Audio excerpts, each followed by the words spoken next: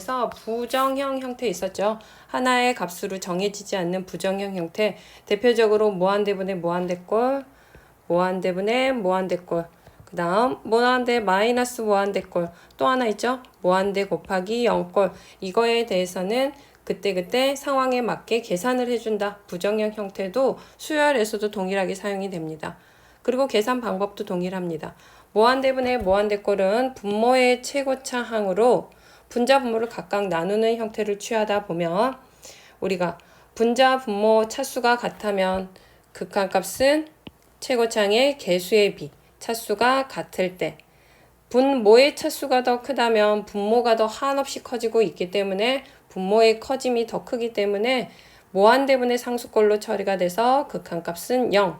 하지만 분자가 더 크다면 분모는 가만히 있고 분자가 계속 커지는 형태로 간다. 그래서 극한값은 없다. 발산이 된다 라는 뜻이죠.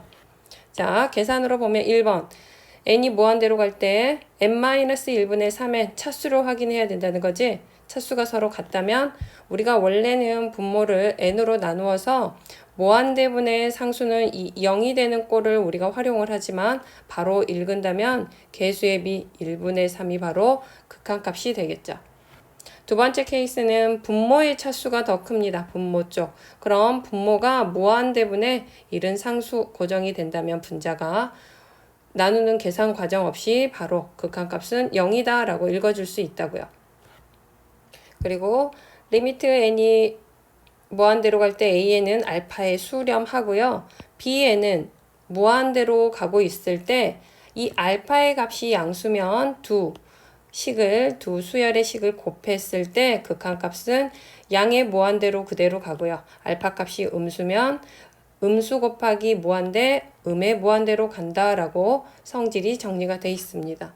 부정형의 두 번째 형태 무한대 마이너스 무한대꼴 처리하는 방법은 우리가 분모가 처리가 안 되는 뭔가의 문제를 제거하는 방법으로 최고차항의 다항식은 최고차항으로 묶는다. 그리고 무리식은 근호를 포함한 쪽을 근호에서 문제가 되는 쪽 무한대 마이너스 무한대 계산을 예측할 수 없는 쪽을 유리화해서 계산을 해준다.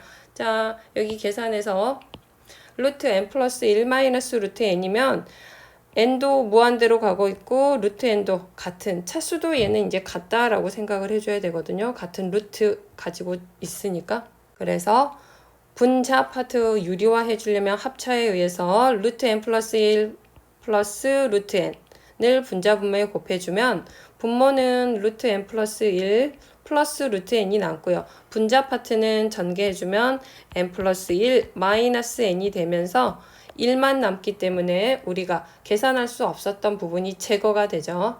그리고 결과적으로 분모에 이제 루트라는 n이 있는데 어찌됐든 분모 n이 한없이 커지니까 루트 무한대지만 결국 한없이 커지는 상태가 돼서 무한대분의 상수는 0이 되겠죠. 자, 여기서 주의할 거 무한대분의 무한대는 이런 식으로 처리하면 안 된다는 거지.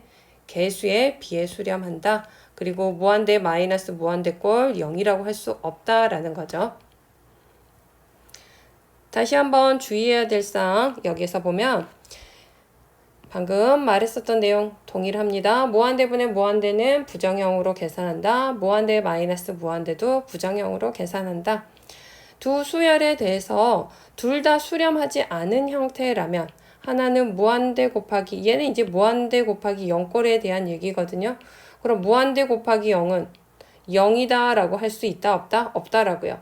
얘도 그래서 부정형 중에 하나입니다. 그래서 얘는 식을 조정해서 0이 문제가 되는 걸 제거를 한 다음에 구해주면 되고요. 이런 무한대 곱하기 0꼴은 세 가지 형태, 이제 무한대로 가는 경우도 있고 상수에 수렴할 수도 있기 때문에 무한대 곱하기 0꼴도 부정형으로 문제에서 직접 풀어줘야겠죠.